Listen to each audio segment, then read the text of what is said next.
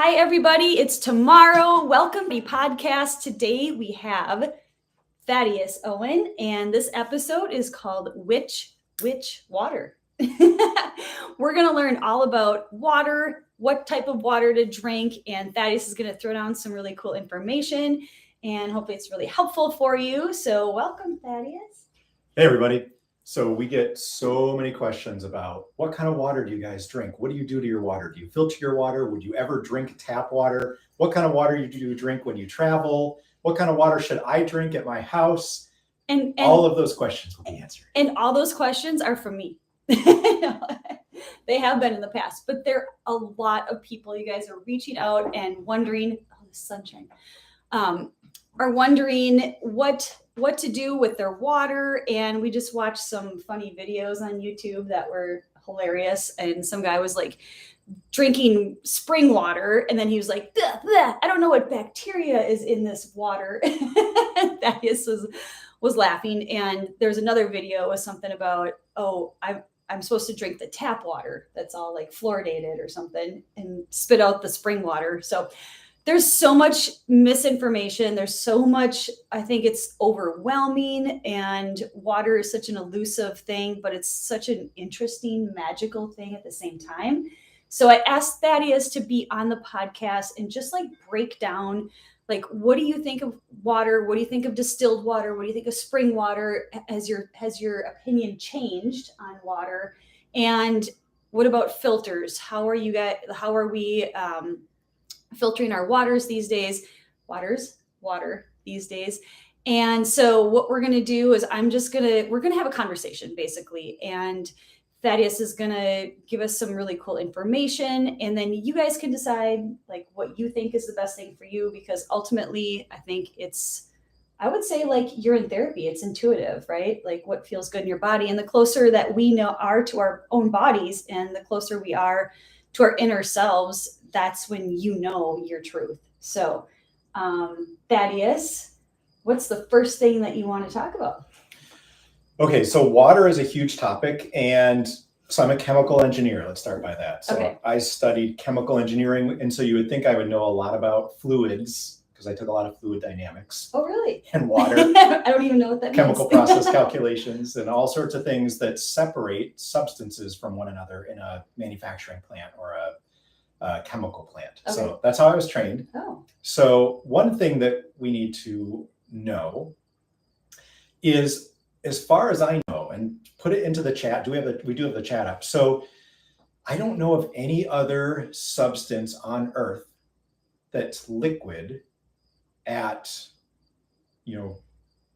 Earth temperature. I was going to say room temperature, but that doesn't make sense. I knew you were good. So people are going to say, oh, like mercury is liquid, but do you find mercury in nature? So if you go out in nature, what's liquid out in nature? What's in a liquid state? Because we're told that there's 3 states of matter: solid, gas, and liquid.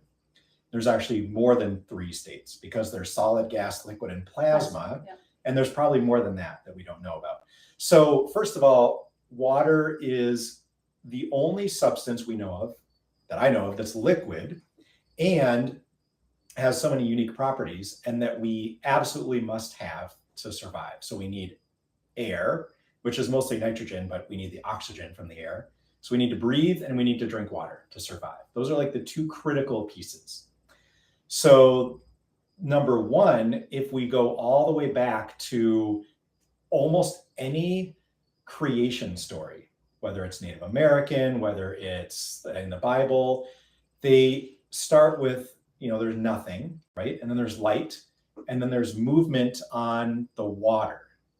There's always water in the creation stories. Mm-hmm, mm-hmm. So even in the Native American stories, there is water as part of that story. And in the Bible, it's separating the waters above from the waters below. Hey, waters above. Exactly.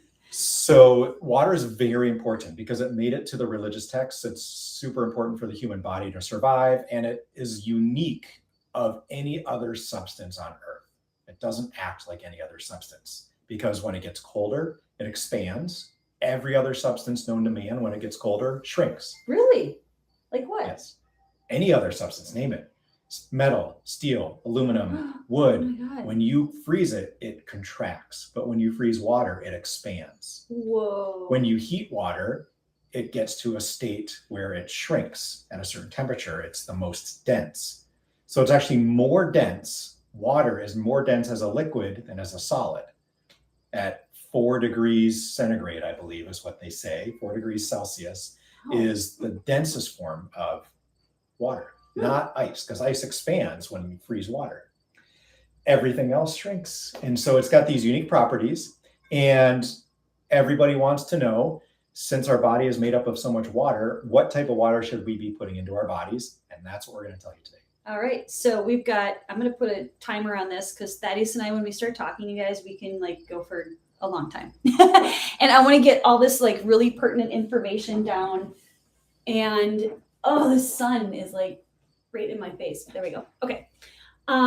So first things first, what kind of water do you drink? And what do you tell people when they ask you that question? I mean, I know the answer, but Okay, so I think we need to build up to the type of water that we drink, because we do we process, like typically you want natural things, right? So we're like primal and nature and go back to the things that your ancestors would have done as the healthiest.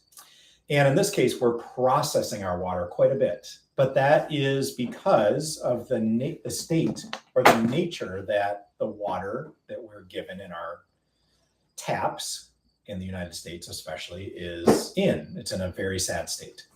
So let's just go all the way back to the purest form of water. That is what everybody should be drinking. Everybody should be drinking the purest form of water, and we're going to start with that. And there's this theory that water is created by the earth. And I think that theory most people haven't heard of. Oh, I know. I just looked at you like, what? And it's called primary water. Oh, I have heard of that. So remember, water is made up of H2O, so 2 hydrogens and an oxygen. So there's always that joke like, I'm going to drink dihydrogen monoxide. That's 2 hydrogens and an oxygen. It's called water.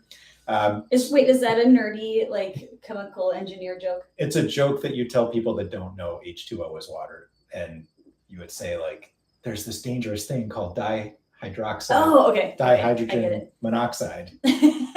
Di is 2, mon is 1, 2 H's and an O, dihydrogen monoxide. Anyway, so it's on a ton of memes too. And that's because pure water is just hydrogen and oxygen. Yep. And our body needs oxygen. We all know that. That's what we breathe. And most people think air is oxygen, but air is only 21% oxygen and 79% nitrogen, and then a few other gases. But air is mostly nitrogen. We only need the oxygen portion. So then what's the deal with these hydrogens? So the hydrogens are extremely important, both in the air and in the water. And so if you take hydrogen all by itself, it's acidic. It's called a proton. So hydrogen is an element. It's part of water. Water is a compound. So it's made up of 2 elements, oxygen and hydrogen. And when you mix them, you get water. But by themselves, they're both gases in a normal state. That makes no sense. It's very counterintuitive. That's why it's so magical, though. And then hydrogen all by itself is acidic. It's called a proton, or H+. So when you check pH, it's called the potential hydrogen of a liquid. So you want to test the pH of a liquid. Is it acid or base? So it's testing the pH, potential hydrogen. So the hydrogen is the acid. My jaw is like on the floor already. I didn't know that. Like, I didn't know pH was like the potential hydrogen. Okay. So we're just going super basic and we're going to build up to like what we do with water, how we recommend you get water when you travel or in your house. I've got my notes up here, by the way. Perfect. So that's like the basic is what I'm calling pure H2O. Okay. All the water that you are most likely drinking is not pure H2O. What is it? Well, we're going to get into that. So we're going to start with the base of primary water. Who's interviewing you here? Primary water is said to be made in the earth. Now, if you believe what they say about the inner core of the earth, which I don't believe what science says about the inner core of the earth. But I do believe that there's like magma, whatever that's made of. And what they claim is that this magma and other things, because they don't really know, but they find out that this is a real thing, other things in the earth, including magma, form hydrogen and oxygen to create water. So this water, called primary water, is being formed continuously inside the earth, which means you could go to Saudi Arabia where there's a desert and you could tap in, you could drill, instead of drilling for oil, you could drill for water, primary water, which is pure H2O, which is what I think everyone should drink. And you're trying to get as close as possible. We're going to tell you how to get as close as possible to pure H2O. But supposedly you can drill anywhere in the earth and find a vein of primary water that you can drink. And so what some people have said is, was it Gaddafi, who is out in the Middle East, and we took him out at one point. And what was said is he had found the way to drill for primary water and create this water source in the desert for really inexpensive. What? Oh my God, that's so interesting. Just keep talking. So everybody should be drinking what's termed primary water, which is the purest form of water, just H2O. The problem is two things. So moving up from primary water, you get to spring water. So spring water, most people have heard of, I'm sure everyone's heard of, like water that bubbles up from under the earth because it was trapped like between rocks since the glaciation age. So in the past, what we're told is like we had glaciers and we had rain, and there's something called the water cycle, and water soaks into the earth and it gets trapped sometimes in between like giant bedrock. And it creates these oceans of pure water under the earth that we can tap into with wells. So wells can go down 5 feet, 10 feet, 25 feet, 100 feet, and tap into these veins of water from the water cycle. That's water that was rained, it soaked into the earth, and it's pretty fresh. It's like fairly new water that's already been on the surface of the earth in the air and that people drink. And then the problem with that is twofold.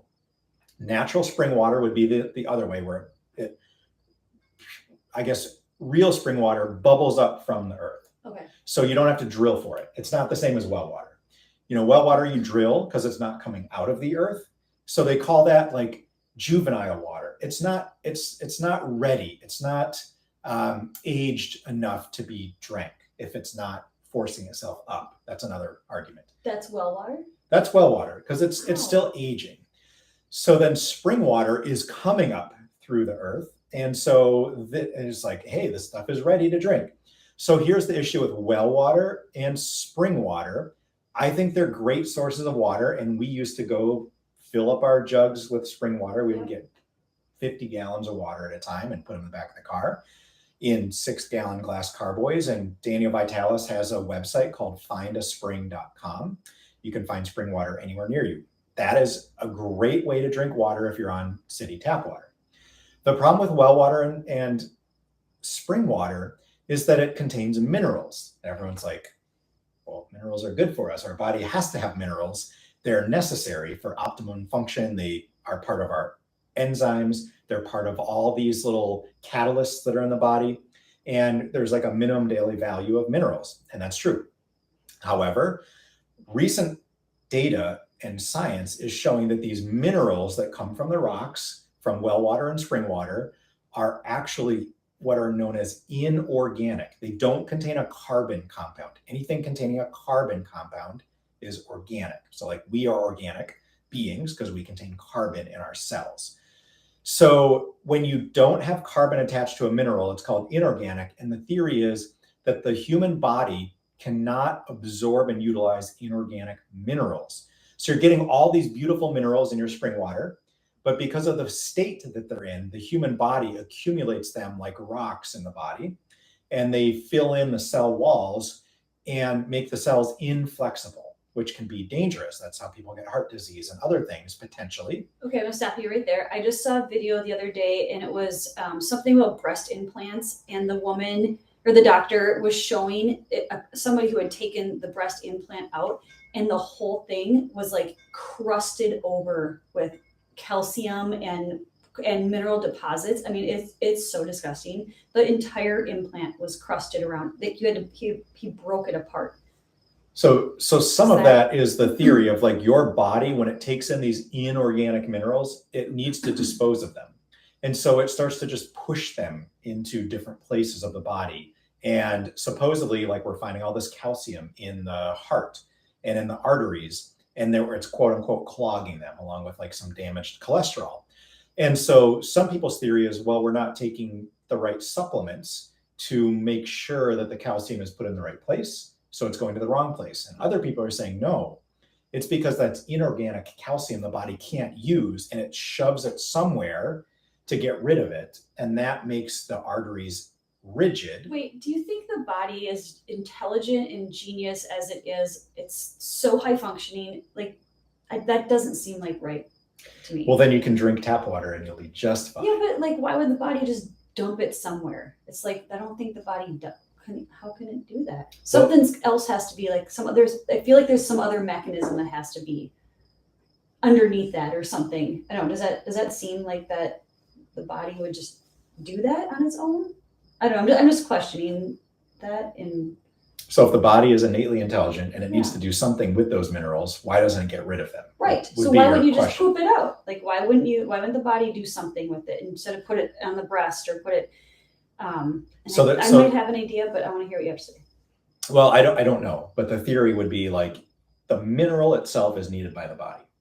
And if it's an inorganic mineral that you're giving the body and it doesn't want the inorganic mineral, but it's all it's got, it's going to attempt to use it. Just like bisphenol A, it looks like estrogen and will attach to estrogenic receptors. Wait, tell people what bisphenol A is. BPA, it's not a plasticizer, it's a building block for polycarbonate plastic.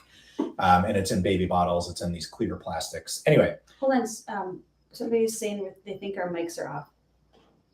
No, our mics are on, but we are very far away from the screen on YouTube. I can see that it's picking up our audio though. Really low. Okay. So what should we do? You can move the screen closer. Thank you, Polly. I really appreciate that. You guys are like, what are they saying? Because Thaddeus is throwing down some good information. So here, I'm going to hand you this. Why don't you keep talking? Okay. So tomorrow's question is really like, why would our body utilize inorganic minerals that it doesn't want? And my response is, I don't know.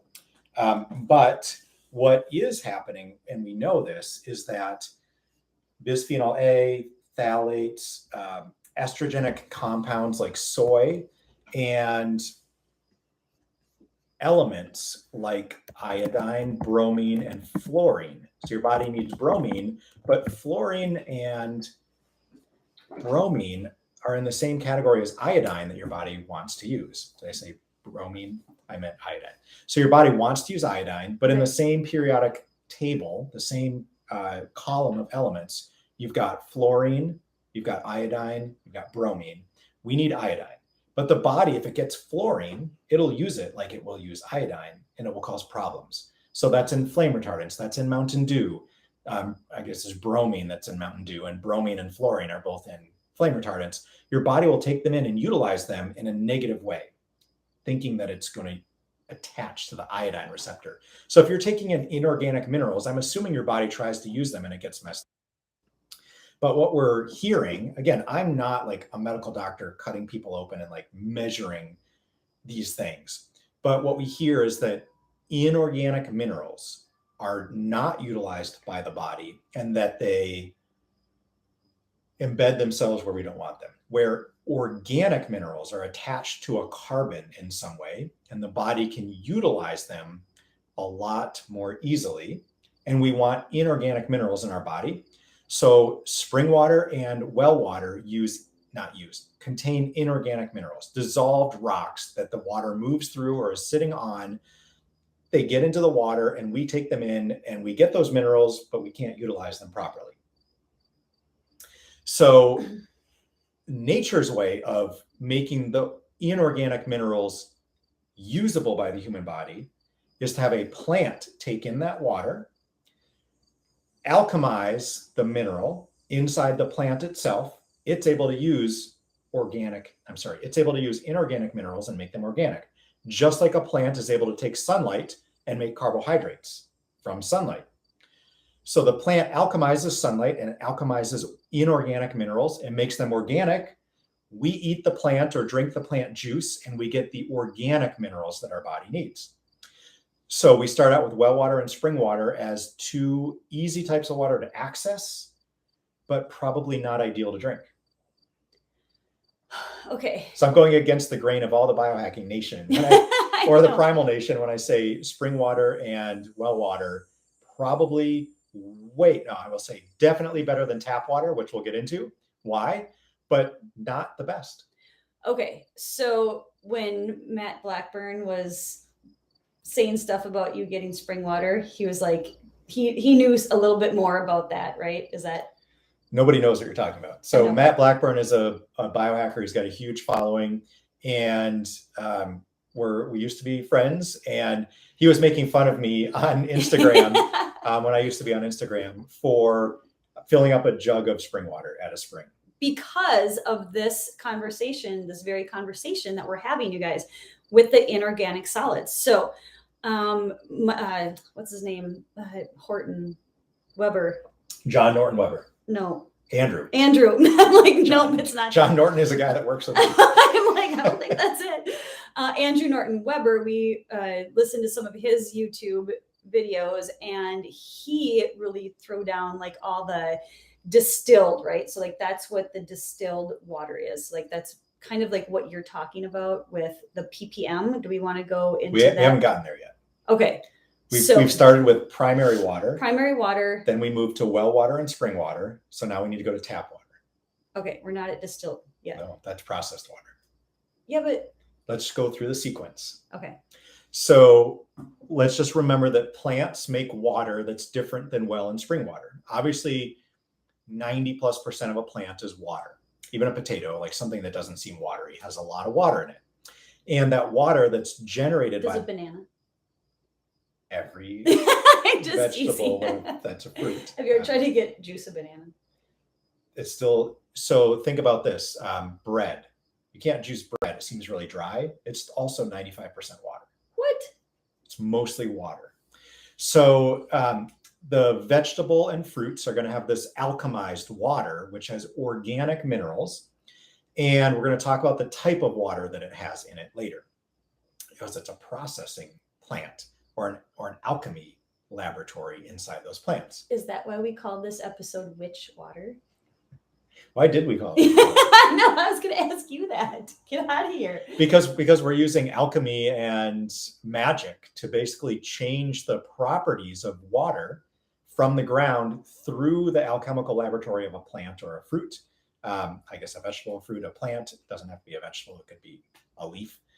So that changes the water. And it's sort of a magical process that humans are not able to do. I was just going to say, doesn't that just like, oh my God, you guys, it just blows my mind. Like we live in such a magical place. If you're open to it and you see, like, even just after Thaddeus explains that, like go look outside and go, oh my God, look at all this magic and look at all the alchemy that happens. And we don't even take time to acknowledge it. And what if we did?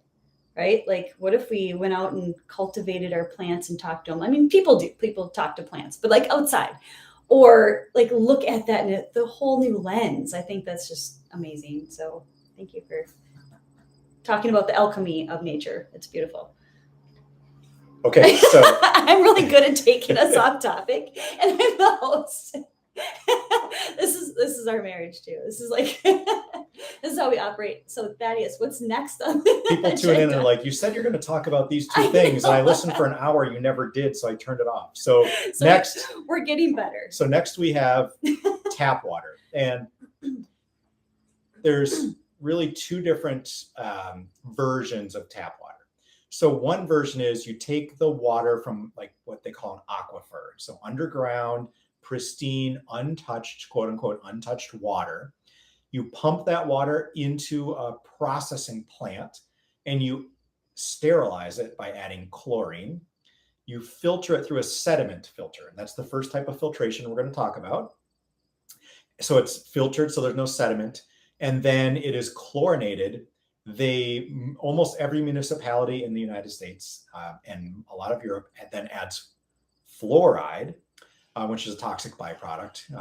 You should know that by now. We're not going to go into the dangers of fluoride, but no, you don't want it.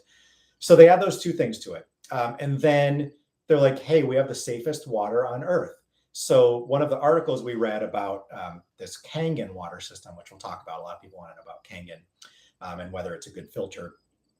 There was an article like, does the Kangen water filter work? And I'm looking it up, like, how exactly does Kangen actually work? Like, what is involved in the filtration? And so this article says, you know, Kangen water is amazing and it's this and that. And what you want to make sure you always avoid is water from nature. That's what I was saying earlier. So this article was like, never do anything from nature. It's dangerous. Use the like processed water. Anyway, so I thought that was really funny that stay away from nature. It'll kill you. So we always do the opposite. This is one of those where you do the opposite, where they're like, tap water is always safe and it's the water you should always default to and drink. You want to do the opposite. So we have this series coming up. There's a woodpecker on the side of our house pecking a hole in our siding. Oh, I've seen him. Oh He's my been gosh. fun. He's pecking a hole in our siding right now. He's fine. He's got some babies up there. It's magic. He's literally putting a hole in the side of our Tap. house. Okay. Tap So water. I'm like tap. the woodpecker's tapping. I didn't know he was putting a hole in our siding. Okay, so tap water.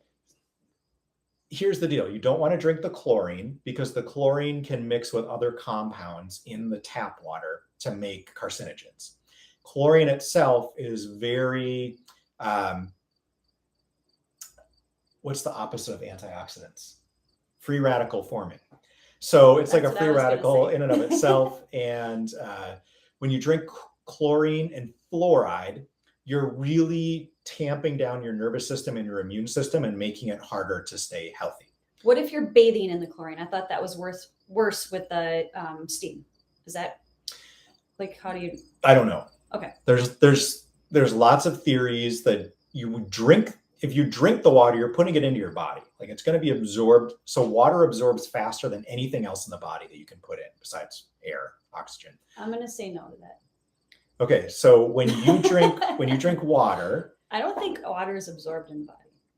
Okay, well, let's just go through the science of like what the science says. And you guys, I'm just like challenging Thaddeus on this too, and I actually have a theory on that. So I just want to he's gonna keep talking through this, but we'll get to like what I have to say about that at the end. Okay, so water is absorbed in your stomach, where most everything else has to go to the small intestine and the large intestine. But water, because your body needs so much of it, will absorb directly through the stomach into your body. No other substance does that. And that means when you've got chlorine and fluoride in there, these dangerous chemicals, you're absorbing that, plus some of it goes into the small intestine, the large intestine, and it gets absorbed there into the bloodstream. So you're absorbing this fluoride. It's not going to your teeth. So let's just ignore that and just call fluoride toxic. Chlorine is toxic. That's how they made mustard gas. And so those things do, fluoride aside, chlorine does make the water free from microorganisms, bacteria, and those types of things that you want to avoid. Obviously that's good. And the municipality could use what's the light that they UV light to do the same thing, but they choose to add the chemicals. Is that kind of chemicals are the surefire way to do it. When I worked in pharmaceuticals, we made purified water to put into things you would drink as a pharmaceutical. We did not add chlorine. We did not add fluoride. We used ultraviolet light to sterilize the water. So a municipality could use reverse osmosis, and some do. We're going to talk about reverse osmosis soon, as we level up your filtration systems. So remember, the first level of filtration is none, getting it from a groundwater source, a river, a stream, a well, or spring water. Okay. So then the next level up is a sediment filter. Sediment filter, people get filters all the time, and it might just be a sediment filter. I have a whole house filter, people say, and it's just a sediment filter. It's taking out the dirt and the sand. but letting all the chemicals through. So the city, So this would be a house in the country, or this would, because the city house has it? anybody could put in a whole house filter, Okay, including a well. And for a well, you almost always put a sediment right, filter. okay. And a city is always going to use a sediment filter.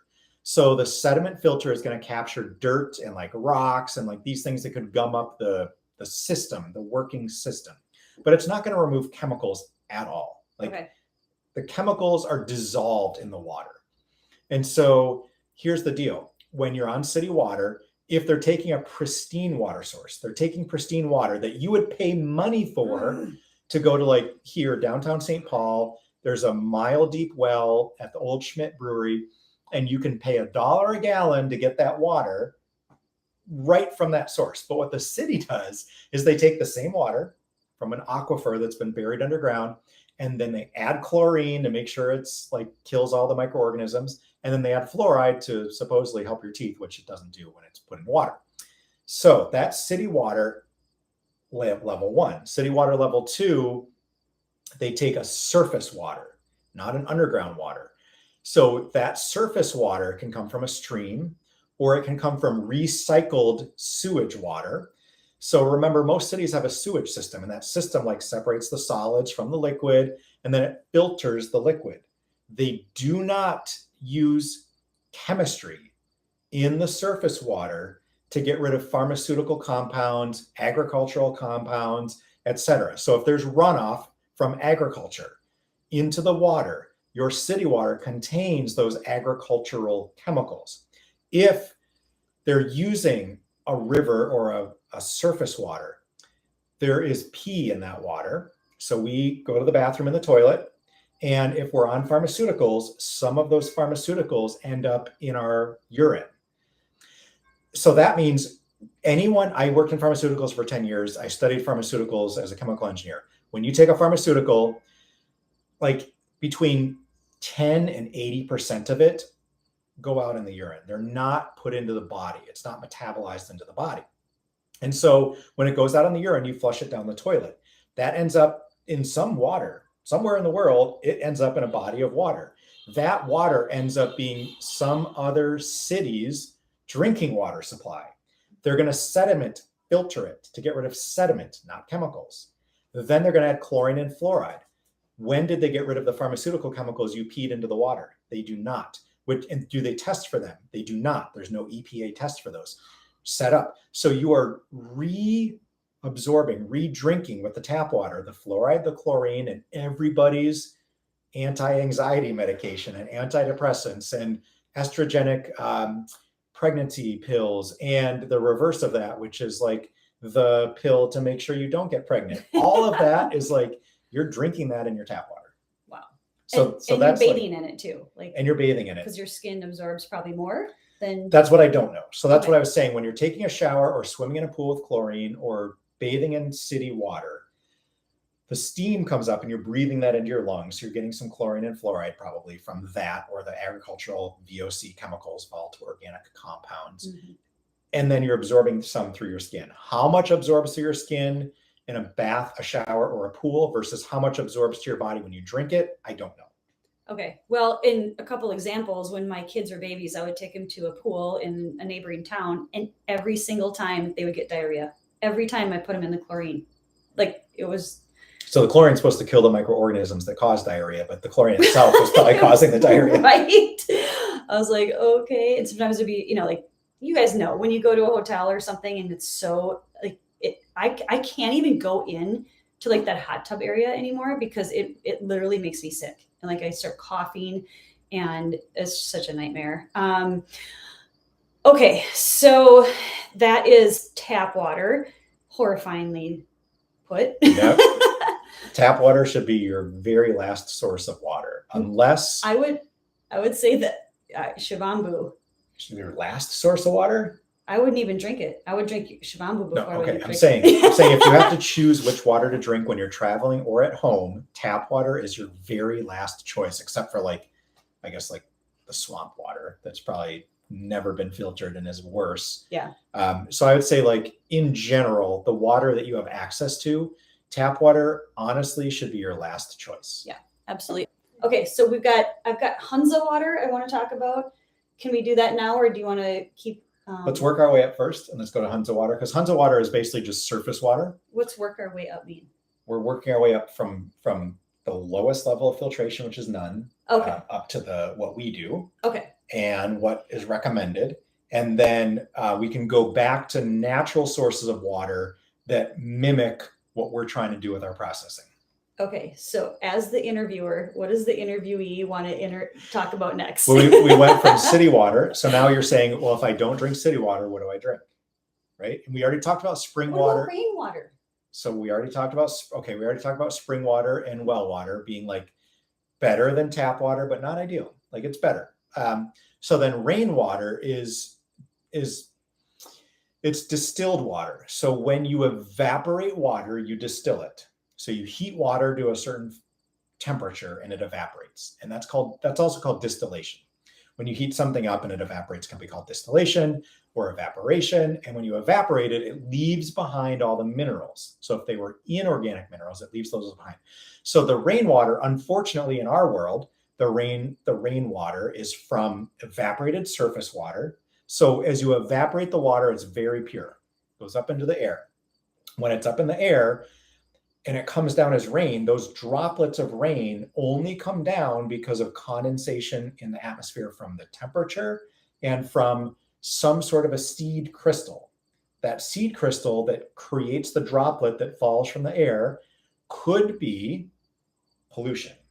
Seed crystals sound so pretty, though. Well, it could be chemtrails. So, like, we know that we're seeding. I mean, you can look up and see that we're doing something, and that there's white streaks, and those condensation that you see in the air, whatever you think is in those trails, they create a seed that the water can hold on to, condense, and fall. So when that rainwater now falls, it's no longer distilled water when it falls, because we have all these pollutants in our atmosphere. So it pulls those pollutants into the rain. That's why we have this thing called acid rain. We also have alkaline rain. We also have like poison rain, because of all the things that are in our atmosphere from industrialization. It pulls those down. And so if you're to drink rainwater, you're getting all those compounds that are also in the sky with the rain. It's no longer like a pure distilled water. Okay. So I was in the store the other day and there's a bottle of rainwater. They're filtering the distilled water from the sky. If they're filtering it after it rains, then that would be perfect. Because that's kind of how could they sell it and not filter it, though? I don't know. I mean, they sell you tap water in a bottle and call it spring water. That's true. So that's what we're working our way up to, is like, you went through sedimentation. You can filter things through a sediment filter. You can drink tap water. So then the next level is like, what do you do after tap water? So you can filter through a carbon filter. So Brita pitcher, Pure. Most of the refrigerator filters, like most any water filter you see anywhere, is a carbon filter. And that's a Life Straw too. That's the same. Nope. Oh, Life Straw is different. No. Oh, okay. So a carbon filter is going to filter the water through carbon, activated charcoal. And the activated charcoal in the carbon filter absorbs organic chemicals, not fluoride, that's inorganic, not the minerals like magnesium and calcium carbonate and all that. Doesn't filter that. It'll filter so a carbon filter is your next step up. Like you can filter your tap water through a carbon filter, activated carbon filter. I don't recommend that you only do that, but it's better than the tap water because it takes out the pharmaceuticals. It takes out the agricultural chemicals, takes out the chlorine, does not take out the fluoride and the inorganic minerals, but it does a really good job with a lot of the other stuff. Okay, that's really a clear picture. Like that is really helpful for me because I have sons that live across the country, and they're like, Mom, what do I drink and how do I do it? So that actually paints a really clear picture of what it doesn't do. And so there is one that we found that does do the fluoride. Yep. Yeah. Okay, so that's the first layer of filtration, is sediment filter, then carbon filter. So you can combine them. So you filter the sediment, then you filter the organic compounds.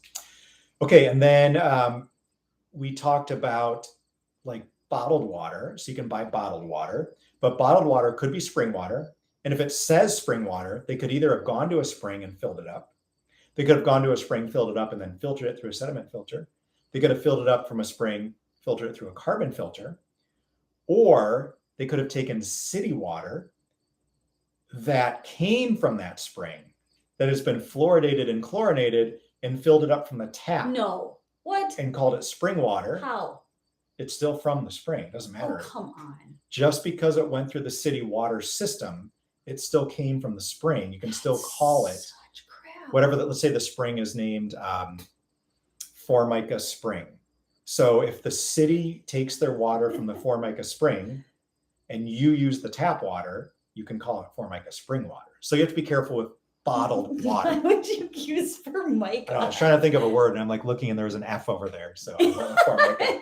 So, makes me think of Formosa. countertops. I'm going to Formosa Spring. No, you said Formica. And then I was like, oh, it's for Micah. Like in the Bible, Micah. Or like the mica, the mineral. He's like, dear God. Okay, so next thing is. All right, so you've gone through a carbon filter, a sediment filter. The next step up from that in the filtration world is typically reverse osmosis. Okay. So reverse osmosis is a special type of filter that separates supposedly the pure water from all the minerals. And prior to the water getting to the reverse osmosis filter stage, most reverse osmosis filters have like 6 to 7 stages. There's first a sediment filter. First There's first a sediment filter. There's second carbon filter. And then there's usually 2 additional carbon filters after, because one carbon filter isn't super efficient. So you filter it through 3 levels of carbon filter. Then the reverse osmosis filter, which takes out the fluoride, takes out any of the other inorganics that didn't get filtered through all the other filters. And then that gives you a processed water that is supposed to be free of any sediment, any measurable solids, any fluoride, any chlorine, any volatile organic compounds, and any impurities. So if you took a parts per million meter, you would have almost 0. So parts per million can mean anything. You can have parts per million of a gas, parts per million of wood. Oh, really? So ppm is just parts per million. Okay. So you can get what do you call those measurement devices? You get a measurement device. Is that what it's called? A meter Okay. that measures solids. And it measures the solids in units of parts per million. How many parts per million of solid are in this liquid? So that's what is called a meter that you can usually get it for free with your reverse osmosis system. And you're measuring, like, is there any solid material, which would be minerals? Typically, fluoride and minerals are solids. Fluoride is a solid? Yep. Really? I thought it was I guess I don't know what it was. Is it gas? Well, I mean, it can be a Fluorine. gas, a solid, or a liquid. Okay. Fluorine Oh, typically okay. is a gas, but you can attach a fluoride to sodium and you can make it a solid. So typically the fluoride is not fluorine. Fluorine is the element. Fluoride is the solid that's in your water. Really? And it's typically in the form of like sodium fluoride. I did not know that. So you have to attach the fluoride to something inorganic. Whoa. I'm learning so much. Are you guys learning so much from Thaddeus? He's such a wealth of information. It's just like in your toothpaste, you can look it up. It's like sodium fluoronitrate or some weird thing like that. Or and then it's sodium. like, do not ingest, like call poison control and all that crazy shit. Yeah, if you were to have that much fluoride in the water that's in your toothpaste, it would be illegal. That would be bad. So anyway, you want all those things removed. And so you can get back to pure water by using reverse osmosis. Is the what's the reverse part of that's where they're taking out the fluoride? Well, osmosis is moving. Osmosis just means taking something that has a higher concentration and moving it to an area of lower concentration. Oh. So if you had like water with no salt and water with salt, and you put them close together with a membrane between them, the high salt is going to move into the water with low salt. The salt's going to move itself until the 2 solutions are balanced with an equal amount of salt. What? That's just how water, one of the properties of water is like the water with a dissolved solid in it, put next to a water with no dissolved solid, will balance itself out so that there's an equal concentration in the water. Again, why we call this witch water. That's why it's called so that's what's called osmosis. Osmosis. So reverse osmosis is taking something with a high concentration, like fluoride in the water, and you want the low concentration point. You want the water with no solids in it to be used, not like an equal amount. You don't want to move the solids from one place to another. You want to keep the solids away from the water that we're generating. Where typically, if you have high solids, it moves to the concentration of low solids. We're doing the reverse. We're taking a concentration with high solids and we're removing all of them. Are you guys getting this? Do you think most people are getting this? It basically, all you need to think about reverse osmosis is it removes the solids or the inorganic minerals from the water. Okay, so if I think about that person that's holding that breast implant with all the crackly stuff on it, that's what it's removing. Yes. Okay. So basically, you're getting closer to a pure water, H2O. Okay. Which is what you want ultimately. And then in ours, we have a shungite filter too. It's not really a filter, but it's like. No, it's like shungite crystals and rocks. And basically that is going to add negative ions to the water and help structure the water. So water has memory, water has charge. You can have water with a higher concentration of hydrogen in it. So some people we haven't gotten to this yet, but hydrogen water and all these other things. So there's like lots of additional things you can add to the water to make it supposedly healthier. But again, like we're trying to get to the form of water that we would imbibe in nature, which is either primary water or like vegetable fruit water, which is like more of a distilled water. They say like fruits and vegetables distill the water when they take it in. But in fact, they make a distilled water type, but then they are adding organic minerals to that water that we can then utilize. Right. Okay. So what's the next beyond reverse osmosis? What's the next? Is So that Kanban? Yeah, we'll go through that. But okay. So then the next phase is distillation. So distillation is you take any water source and you evaporate the water, just like rain, and then you condense the water droplets and make water back out of it. So you boil water, it evaporates, you capture the water, and now that's distilled water. The problem with that is you get rid of all the solids, all the inorganic minerals go away when you distill water. Just think of your tea kettle when you boil city water and there's all that like white junk in the bottom of your tea kettle. Those are the inorganic minerals that are left behind. The organic compounds, the toxins, the pharmaceutical chemicals, the agricultural chemicals are not removed with distillation. So when you distill, you're still getting the VOCs, you're still getting the pharmaceuticals, they're still being captured in that water. So if you distill water, which is what we do, you don't want to just drink that distilled water. It'll still have all these other compounds in it that are not good for you. Okay, so wait, I can't remember. That's the fluoride and chlorine? If you distill? When you distill, you're getting rid of fluoride because that's an inorganic mineral. Okay. Only the VOCs. VOCs, that's and the organics that are volatile are going to go up with the water when it evaporates. Okay. And be recaptured into the distillation water. So what's a VOC that's captured? Just like benzene. People know benzene, it's carcinogenic. Oh yeah. It evaporates. So it's in gas, right? Yep. So if you put benzene in water and you evaporate the water, the benzene also evaporates and you recapture the benzene with the water. Okay. All right. So there's lots of VOCs in water, lots, depending on how contaminated the water source is. Some tap water is more contaminated than others. Okay. So when you distill water, that's getting rid of the solids, which is good, but it's not getting rid of some of the negative things. So the process we currently use is we use reverse osmosis, but it doesn't get down to a 0 parts per million of solids. There's still a little bit of solids. I don't know if that's some fluorine. I don't know like what's in there. It's good, but better not be fluorine. We don't know what it is. What? So we're hoping all of it's gone with reverse osmosis. We're hoping, huh? So we take the reverse osmosis water, which is really pure water, but not perfectly pure. And then we distill that. You could distill tap water, but you're going to have more like junk coming off of it. So we distill reverse osmosis water. Then we filter the reverse osmosis water through a fluoride filter and a carbon filter. And so what we think we're getting at the end of that process is pure H2O, pure water, no minerals. So everyone's like, well, how do you get your minerals? Because there's minerals in water. Well, if I don't want inorganic minerals because they're toxic, then I don't want them in my water at all. I'd rather drink non-mineralized water. So all this like health water called mineral water, and they tell you the ppm is like thousands of parts per million of minerals, might actually be damaging for many people.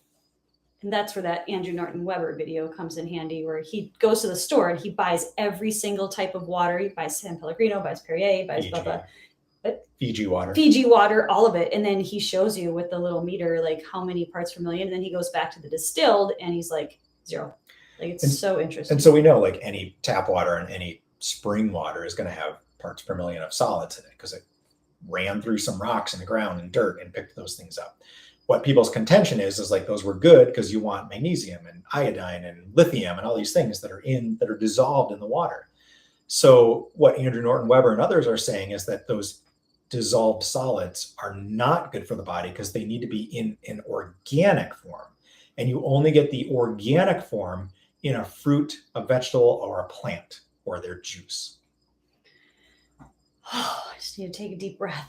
That's a lot of information. Polly is saying you're really good at explaining this stuff. I agree. It's just like it just becomes overwhelming at some point with the chemistry stuff. But so if you're traveling, yeah. If I'm traveling, like I first look for a distilled water. However they distill it, it's probably going to have some VOCs and other things in it, but it's going to be free of fluoride. And it's going to be free of the inorganic compounds. So I go for like a distilled water for 99 cents. At least they used to be. I think I paid $5 when we were in Montana for a distilled water.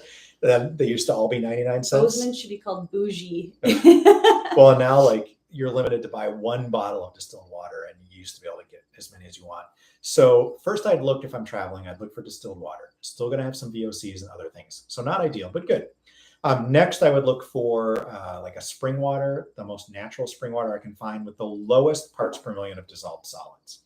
I would drink those two things if I'm traveling. Is it going to say that on there? A lot of them do. You do? Yeah, okay. Go look at the water and it'll tell you how many ppm. Oh, okay.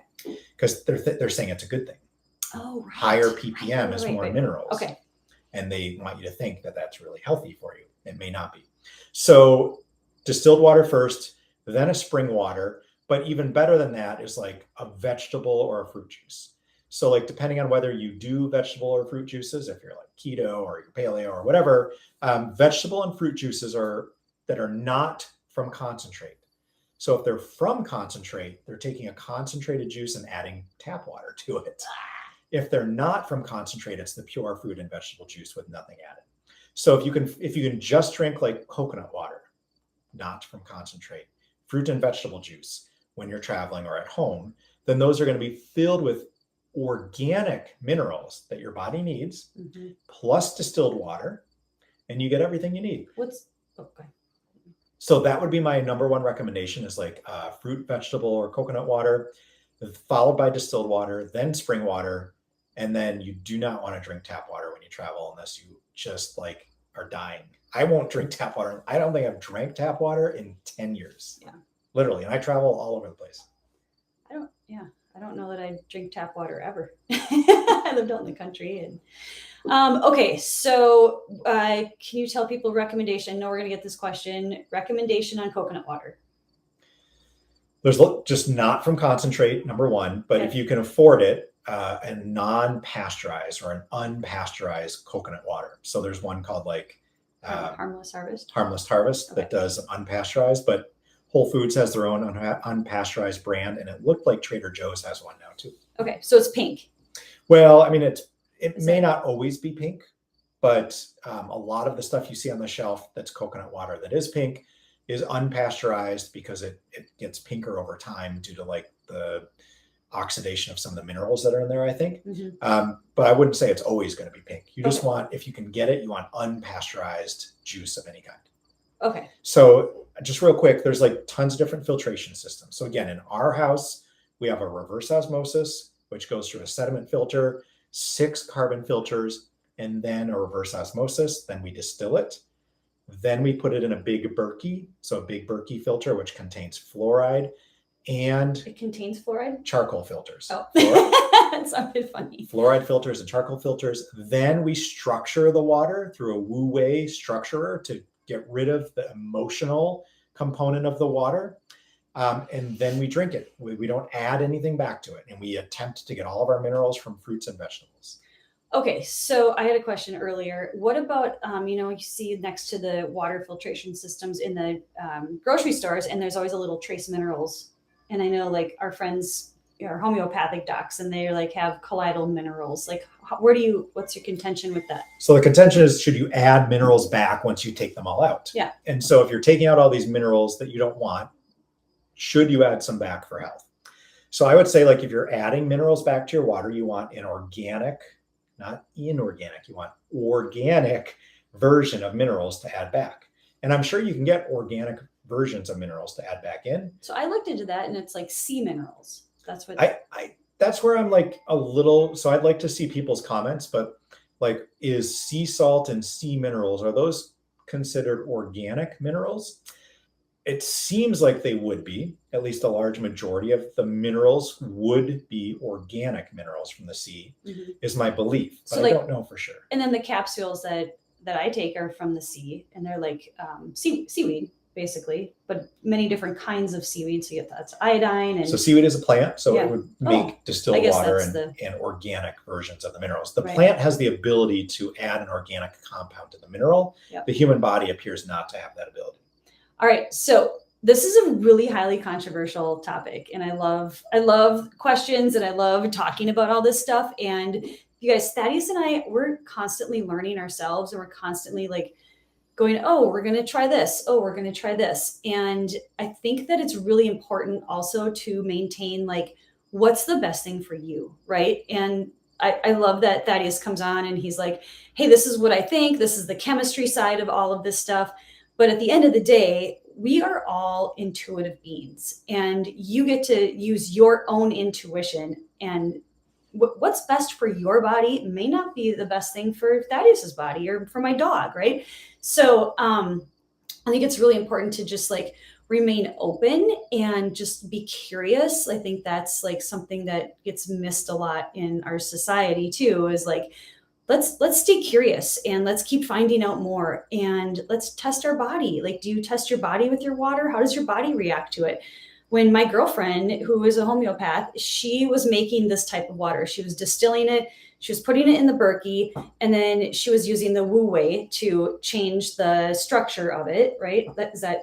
Is the structure that the Wu Wei changes? Yep. So the Wu Wei is removing the emotions from the water. So remember, we are not just trying to remove the negative chemicals from the water, right? But also the negative emotions. Like, everyone knows the work of Dr. Emoto, and if you don't, just look up Dr. Emoto, Japanese doctor, who shows you that you can change the structure of water via emotion. And what we know now from quantum physics and every other science is that the structure of or the crystalline like form of what we put in our body affects our body significantly. So we want to erase negative emotions from the water before we drink it. So again, we're that process I told you of like reverse osmosis, followed by distillation, followed by filtration, followed by reversing the emotions and structuring the water.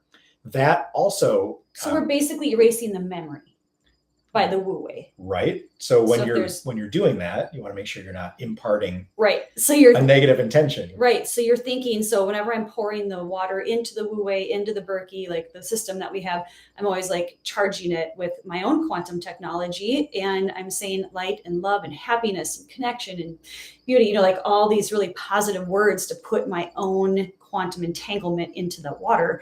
But what I was going to say earlier, that is before we commented on that, my girlfriend was making this type of water, and my body, because I'm very open, I'm very intuitive, my body was actually magnetized to that water. And every time I go over there to sauna with her, I'd be like, Sherry, can I have some water? And I would like fill it. Can I have some water to go? Like I was just like thirsting for it. And it's so interesting. I had never experienced that before. And I was like, what? I'm like, what do you do to your water? Because she just would pour it out of the Berkey. And I didn't know. I had no idea it was distilled. I had no idea that it was Wu-Wade. But it's so interesting. I was just like, why is my body? And I would just be like, go, go, go. My body was just craving it. And so some of the things I've heard, because this is a contentious topic, and people are like, no, you have to have organic, or you have to have mineral in your water. No, you don't have to have minerals. Like there's a lot of controversy over this. And once you start like digging into it a little bit deeper, and it's like, what I've heard recently is that at certain times in your life, you might need a detox. You might need to cleanse your body with a distilled water. And then other times you might not. So like when I was saying it might be good for one person, might be different for another, like it's so personal. I think water is such a personal thing to every single person, just like food. It's no different, right? I mean, so there's just like there's so many different levels to this, and I think it's really important to just like go, okay, what's a good thing for me? I'm going to take some information in, because like, I mean, it was what, a couple of years ago we were like, no, distilled isn't the way to go. We weren't on that road. So what you hear, and it's true, is that distilled water can pull minerals out of your body. Yep. So what Andrew Norton Weber at least says is those minerals that are being pulled out of your body are the inorganic minerals that you don't want in your body. So that's a good thing. So what we have learned is, like, if you're fasting and you're only fasting on water and you're only doing distilled water, that might not be ideal. Mm-hmm. But as long as you're eating foods, you're going to be getting these organic minerals. So drinking distilled water is just fine and actually beneficial, because it gets rid of the negative minerals and you're putting back in the organic minerals from the fruits and vegetables. And what we keep uncovering about this realm that we live in is that whatever they tell you, do the opposite. So back in 1980, my mom told me, don't drink this distilled water. It's only for your iron. And so she'd pour it in her iron. She'd iron my dad's shirts. And I'd be like, well, why? You know, like I was still curious, even at 7 years old. I'm like, well, why? And she's like, because I'm like, well, why would you just put it in the iron? And she was like, because then it won't leave mineral deposits in the iron. I'm like, oh, that's interesting. But it's such a, and now like what, 40 years later, it's like, oh my God, like maybe that is exactly what happens in the body. And, you know, like Thaddeus and I are just sharing information. And I think it's really important to know the harmful chemicals and like who's putting them where, and don't drink tap water, you know, like all the parameters of like what's the best, because there's so many types of water, there's so many types of filters, there's so many, it's so overwhelming. Like if I was just kind of like on my own, like go you know, create water, I'd be like, oh my God, I don't even know. So let's go through a couple other filters that are out there. Yeah. So number one is hydrogen. So thank you for letting me rant. So the hydrogen is not filtered. Hydrogen water is adding something to the water. Hydrogen water is not filtered, it's adding. Okay. So you're adding hydrogen. Yep. Hydrogen gas, H2, to the water. So if you're going to use hydrogen water, because you have looked at some research studies that say that extra hydrogen gas dissolved in your water is healthful, which I think there's a basis for that, then you want to make sure that you're using like a distilled water for that and not a junk water, because just adding hydrogen to city water is not going to be what you're looking for. So that's a very popular one, and it's getting more popular, is the hydrogen water. Number two is alkaline water. You know, so it's like, I need to drink alkaline water. Like most water is going to be fairly neutral pH. If you're drinking soda, obviously it's very acidic, but you can drink anything you want and your body will turn it into the pH that the blood needs. The blood stays within a very, very narrow pH. Mm. So whether you're drinking alkaline water or acidic water, your blood will not change. Now, to make the blood the pH that it needs, if you're drinking alkaline water, might be less processing by your body, and which is why they might say alkaline water is better than acidic type water. because the acidic water, you've got to add minerals to buffer the acidity so that the blood stays at the same pH. So there's this ongoing debate that I don't think has been solved yet on, alkaline water, is it worth it or not? So I would say, like, You just get alkaline pee. You will have alkaline blood, and I don't know, like, your pee can be acidic. So if you eat a lot of meat and you test your pee, it's going to be acidic. So let's just go through, like, hydrogen water is probably good, but make sure you're using, like, a good water to start with. It's not going to make your water healthful because it's not filtering anything out. It's just adding something to it. Next, people talk about the Kangen water system.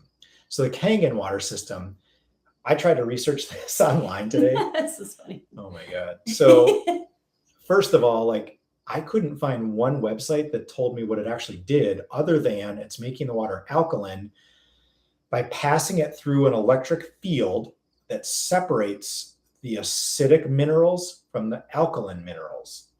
So it's taking acidic minerals and dumping them down the drain and putting alkaline minerals into your water. Well, is the fluoride alkaline or acidic? I don't know. So is it making more fluoride in your water? Maybe. It's not. It doesn't appear to be filtering the water. It just appears to be separating out some of the minerals and giving you minerals, a lot of minerals, in a higher concentration with a negative charge, so that when you test the pH, it shows that it's super high alkaline water. But you could be concentrating minerals that you don't want. So this $5,000 Kangen system makes alkaline water, but it might be concentrating things in it that you want to avoid. So there's some really smart people on the chat too. If you guys have any information about the Kangen and what you think it does, or what you have opinions about, just let us know too, because it's really interesting. So Thaddeus was showing me some videos early on YouTube, and there's some humor in that. I looked up, like, how does Kangen work? And I'm, like, trying to figure out, like, show me, does it have reverse osmosis? Does it have carbon filter? And, like, it doesn't seem to have any of that. Maybe it does, but I went to five sites right away, and then 10 more, and none of them told me how it actually, like, what it actually did inside the mechanism, which is odd, because if I go to a reverse osmosis website, it tells me exactly what every stage does. And they cost $200, not thousands of dollars for reverse osmosis, and a distiller is under $1,000. So there's that system. People always ask about Kangen. And it's Kan. I thought it was C. So as we were looking it up, there's, like, a video of this guy who's, like, a pet photographer. He likes to photograph people's, like, loved pets, but, like, unique pets, like alligators and, like, things that live with people that wouldn't be normal. And he had a very hilarious video on the Kangen water system. He's, like, running through a snowy landscape, and he's, like, got a dog running in front of him, and he's, like, drinking out of a spring, and then he spits it out because he says it's probably full of bacteria and awful for him. And he's, like, in this beautiful, like, natural setting with this spring coming through. It's really funny. It's worth watching. If you just look up Kangen water, you'll find him. He pops right up. But you never know what's upstream, right? So somebody also asked about orgonite and that. So, like, there's this whole system of what we call structuring water. So water has a crystalline structure when it's just liquid. And that structure has a shape. And you can change those shapes by giving emotion to the water. We're made up of mostly water. Water is unique to our planet in the way that it functions, and it absorbs emotions. And those emotions, when you put the water in your body, have real effects. So what you want to do when you make your water, whether you're using Shavambu making water, or whether you're making your distilled water, we'll talk about the Shavambu last, is you want to give it intention of love or prosperity or abundance or joy, whatever, a positive emotion, because that's what you're going to get back when you create that water. So there's ways of structuring your water using crystals. So crystals, we know, either amplify or give off frequencies of energy, or they move energy. Like whatever energy you give them, they amplify and move it. So like shungite is an energy mover. If you want to amplify EMF protection in your own personal energy field, you use like a shungite and a tourmaline. It gives off negative ions, which are healthful, versus positive ions, which are not. Like positive ions are given off by like EMF, and they're given off by hot desert winds, and they make you like anxious and depressed and like angry. Negative ions are relaxing, and they reduce inflammation in the body.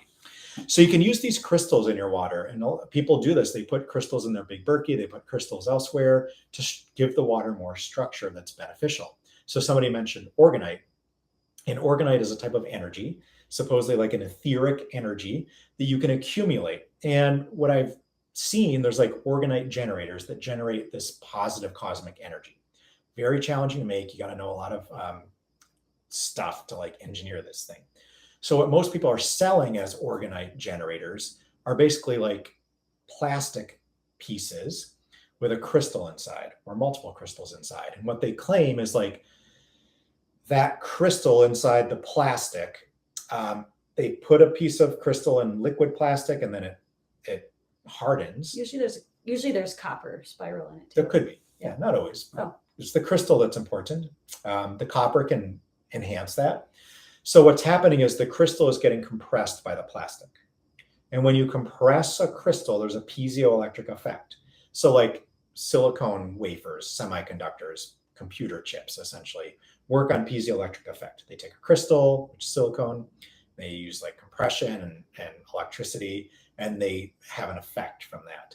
So when you compress like a quartz crystal inside plastic, they say they're generating orgone. And they might not be generating what's termed orgone from cosmic energy, but what they're doing is they're taking the energy that the crystal gives off, in most case quartz crystal, and they're amplifying that by compressing it. So there is like something happening, and you can use those organite generators to give additional frequencies to your water to make it that much better. That's really interesting. I didn't know that. That's what I didn't know the compression thing with the organite. I learned that from Crow 777 Radio. Really? He had a beekeeper guy on it that does a ton of stuff with shungite, and he explained how the plastic, because I'm like, organite, you have to collect cosmic energy. That's organite. But people are selling these plastic things and they're calling them organite. And I'm like, that's not organite. It's a piece of plastic. You can make it anywhere at home. But what he explained is that that's true, but there is a benefit, and it's because it's compressing that crystal. Okay, we're going to take just a little sidetrack really quick, just because we have some comments, and then comments on the comments. So I want to address them really quick, Thaddeus. So somebody put in the chat, let's see, I think it was Joel, put in something about the Berkey, and there's some what I read is that there's a paper, there's something that says something about mold with the Berkey.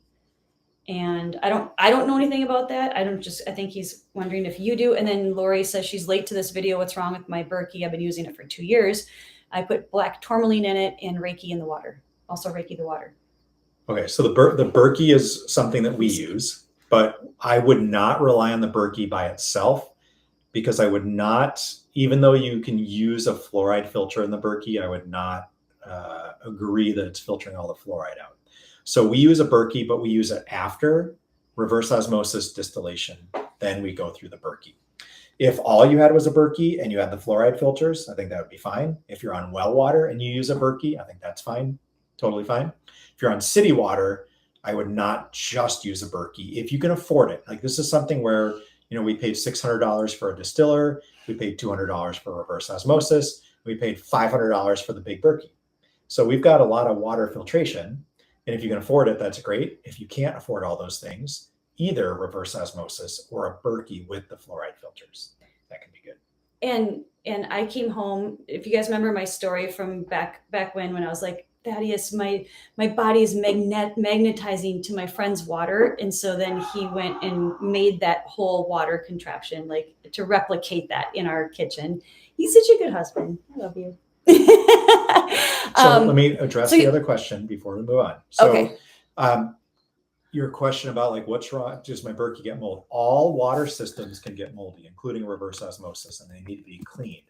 So the big Berkey, because it's got water in it, anywhere there's water and air, you can create mold. So when you open up the top of the Berkey, there's mold spores getting in there, and they adhere to the sides of the Berkey and the filters themselves. So it is a good idea to flush the Berkey and the filters with a solution that can sanitize it. Same with your reverse osmosis. You want to flush it once a year. Some people say twice a year to sanitize any of the mold from the standing water. So all those systems can get moldy, and it definitely is beneficial to flush them once in a while to keep them from molding. Okay, perfect. So, well, Joe's saying, well, first of all, he says, you guys are so lovable.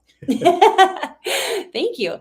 But he's saying that there's some site, and I just messaged him. I'm like, I don't see the site that he listed. And it's from functional medicine space that somebody said it can build up mold. Again, all the filtration systems definitely can build up mold. So that is something to be aware of. Okay. And then he said, yeah, mold potential buildup and aluminum per that site. And then he said, which reverse osmosis are you using? Yeah, so we use freedrinkingwater.com. I looked into no, I used to use, I have 2 houses that have the freedrinkingwater.com filter in them. Our rental house, and then the house I used to live in that I left the system in it. We're currently using the Omika Organics reverse osmosis filter. I don't know if they still sell it, but Omika, OMICA. So Omika had like a 12-stage RO reverse osmosis filter that had shungite and structured the water with a vortex and all this other stuff. So I was really interested in that. And that's the one that we currently have under the sink.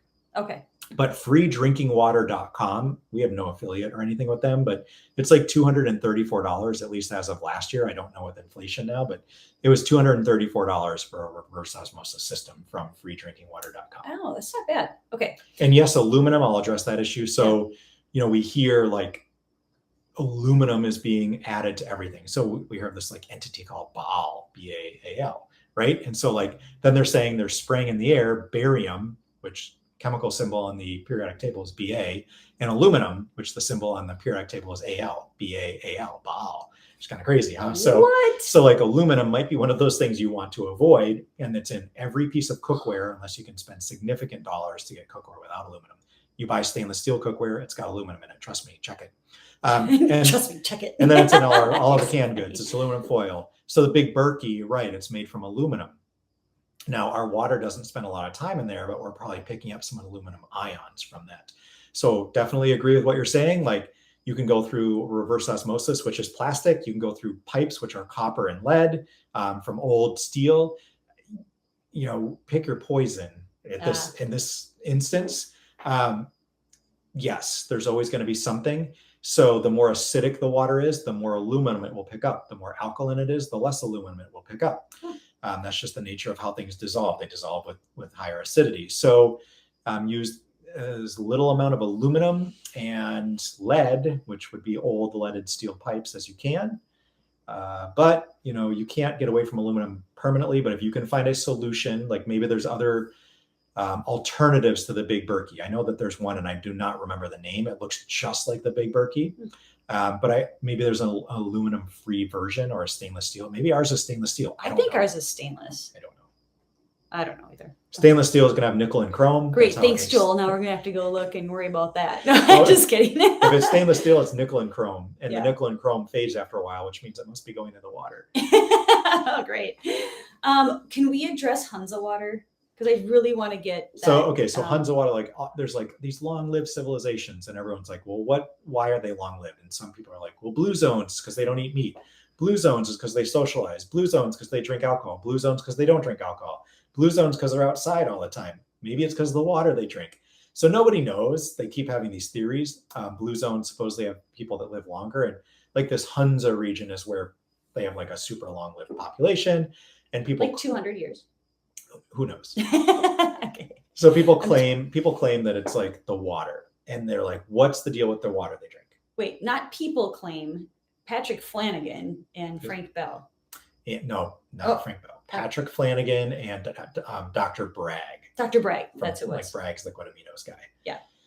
So He's groovy. I like it. So they claim that the Hunza water, they call it Hunza water because from this region, people are long-lived, and they claim they're long-lived because of the water. And so what they say is it's glacial melt water, which would be low in deuterium. So if you've heard of like deuterium depleted water, glacial melt would be low in deuterium. Glacial melt would also be low in minerals, or inorganic minerals would be absent. if you're getting it like right from the glacier. Because when water freezes, you can take water and like put mud in water and then freeze that muddy water. And you'll find a clear layer at the top of pure water and the mud at the bottom. And that's the same as deuterium depleted water. Nope, that's the same as like low mineral water. Okay. So the minerals are getting pushed to the bottom. The solids are getting pushed to the bottom and the pure water is at the top. Deuterium depleted water is water where the deuterium has been removed in some way. And it gets removed in colder climates further from the equator. So that's why like Hunza are higher, closer to the North Pole. They get glacial melt, which was put down a long time ago when there was less deuterium in our world. And then the top layer of that ice is deuterium depleted, but not the bottom layer. That's what I was saying. And the top layer, so the top layer would be low in deuterium, low in inorganic minerals, and mostly pure water. And then as it flows through the riverbed, as they're drinking it, supposedly it's creating a colloidal mineral with silica. So this colloidal silica is a form that our body can use that's different than like a rock silica or a rock organic mineral. And then like Dr. Patrick Flanagan supposedly mimicked that colloidal silica and put it into this liquid energy drop that you can make in your own water. So that's the Hunza water. Right, liquid energy. Hunza water is basically just glacial melt. Okay. And can you capture that? Can we get Hunza water or glacial water anywhere? Or do you have to like go to the Himalayas and well, I mean, people? Supposedly you can get Icelandic water, right? There's like Icelandic water in a bottle. Mm-hmm. But like hydrogen, they could just put the tap on and be like Icelandic. They could. Well, that's true because people have measured deuterium in Icelandic water and it's high when it should be low. And so the thing is, though, with deuterium, it's hydrogen. Deuterium is just another word for like a heavier hydrogen. It has like an extra proton in it or something like that. And so hydrogen can flow through plastic. So if you put water in a plastic bottle that's low in deuterium, as the hydrogen moves back and forth, it's going to be high deuterium by the end of the day. Just like really? The hydrogen moves in and out through the plastic. Different forms of hydrogen come in. So like this whole deuterium depleted water thing, unless it's like super secure, I don't know that it's really a thing. I know. I was going to ask you, like, whatever happened to that? It seems like it was kind of a fad in like the biohacking world. And then people said it would like cure cancer and like all this stuff for deuterium depleted water. Honestly, like based on how hydrogen flows, I think it's kind of a scam myself. What's that woman's name in Mexico that was, didn't she write a bunch of papers about that? That was Doris Lowe. Doris Lowe. I don't know. Oh, okay. There's lots of Dr. Jack Cruz and others have done a lot with deuterium depleted water. I'm not a big believer that it's helpful. If you have a ton of money to spend and you have cancer, give it a try. I don't think that it is what they say it is. Okay. All right. So I think like we went through all the different filtration systems from the basic to like what we think is the best and what we're currently using. And so, we've done it all from like drinking tap water as kids, at least me, living in the city, to well water, to spring water, to reverse osmosis, to finally the system we have today. So at the end of the day, what's your contention about water and advice and like kind of big picture? Give us a 60,000 foot perspective. Drink the purest water possible. When you're traveling, Thaddeus, you talked about that. Like we get just a bottle of distilled water above everything else. Like that's what we'll drink, and Shivambu, right? Like that's fruit juices. Other than okay. So coconut water. Coconut water is usually like his first choice, you guys, and recommendation. And what else? Is there anything else about water that you want to throw down? He's getting hungry. It's getting toward dinner time, and we said an hour, and we've gone an hour and a half. So we should probably. I think we covered a lot. A lot of our sources of water are impure. All your sources that you're getting from the ground and from city water, and people are now hearing about PFAS chemicals, perfluoroalkyl substances. They're in tons of different water, and they're super contaminating. They are certainly in the water in the areas where we live. A lot of it at super high amounts. So if you're not filtering your water, you absolutely need to start filtering your water. Yeah. Yep. And we also need to start traveling with our Wu Wei because we don't do that. We need to take that with. Can you address that? So somebody said like, and I struggle with this too. So Sarge or Sergey, however you want to say your name, says like millions of years of evolution. Like we should be able to drink river water and lake water and spring water. Like, I'm contradicting that when I say distilled water and all this processing. And I totally get that. So where I've come to is like, science doesn't know as much as it thinks it knows. So I don't know if we've been here for millions of years. I don't know if we've only been here for 5 days on this planet and we have implanted memories. I love you. I don't know if we drank surface water. Let's say we were here a million years ago. Did we drink surface water? Like, let's just go like, I mean, people don't believe humans were alive a million years We ago. drank dinosaur blood. So let's just say like we were in Atlantis a million years ago, and this is like the 10th cycle that we've done this thing. Would they have been drinking surface water? And you're like, I don't know. Maybe the waters of our body plus fruit and vegetable juices and just eating, like if plants are 99% water or whatever, and we're eating plants and we're eating a lot of plants, and then we're cycling that back, like the Ouroboros, the snake eating its tail, we don't have to drink any surface water, perhaps. So that's a contention. Like, I struggle with the same thing of like, how did primal people not just drink surface water? And obviously we quote unquote evolved to drink it and utilize it. Well, I don't believe anything anymore. And I think a lot of us are awakening to this new world where like everything we've been told is not true. So thinking that we drank surface water through quote unquote evolution is not something that I take for granted anymore and just believe. I need to know what the truth is. And that's not a truth to me yet. It may be true. And I may be like doing way more to my water than I need to. But where I'm at in my life, I do not believe that we should be drinking the water in the form that it's given to us and just believing what we're told. Yeah. So probably ancient peoples drank the water from the plants and recycled the water that they were making, and they didn't need to really have the surface water into their bodies. Again, totally just like an opinion of mine and something that I think about all the time of like, how do I reconcile the primal people and evolution, if it exists, with like what I'm recommending? Totally get it. You gotta read the next two comments. I love the I am Aquastone throne. Oh my God. RH negatives, yeah. So like, It's so funny. some people are up more on the conspiracy theories than others, and some people are kind of seeing that there's like, let's say there's 4 blood types. I'm just making this up. There's like A positive, There's O, probably like a million blood types. B, AB, right? And then there's like this RH negative blood type of like the reptilians or the RH negative, and it's like the blue bloods, and it's like this special bloodline. I think there's actually, like as Tomorrow said, there's like millions of blood types. Everyone has a very unique blood type, and we don't even know all the details behind that. But yes, like there are so many mysteries and so much magic in our world. That's part of like why we're doing this podcast, why Tomorrow is doing this podcast, of like the magic of Shivambu. Like, who would have known you can drink your own urine and it's actually like a medical product, not a waste product? So the things that we think we know, we have to question. Absolutely. Yeah. I love this ending. I think we need to call it a wrap. So, all right, you guys, if you have any other questions, throw them, and we're going to put this up on our YouTube channel. So if you have any other questions or comments, and subscribe, hit the like button, all that stuff. And for the podcast, thank you, Thaddeus, for your time and energy and love. And I really appreciate you being here. Hope you enjoyed it.